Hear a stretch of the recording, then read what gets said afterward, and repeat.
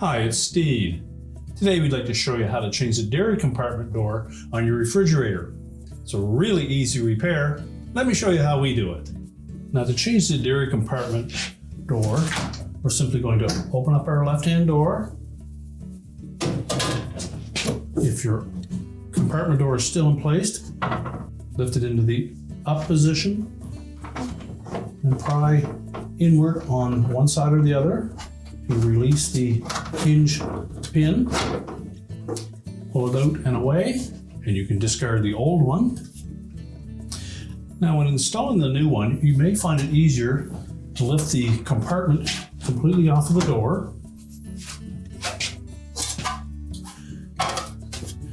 And then we'll insert the new cover from the back side, line up the hinges, depress the opposite side enough that it will fit over the opposing hinge pin. Now we'll take that whole assembly, we'll line it up in the liner of the refrigerator door, push it back all the way, lock it down into place. We can close the refrigerator up, and your repair is complete.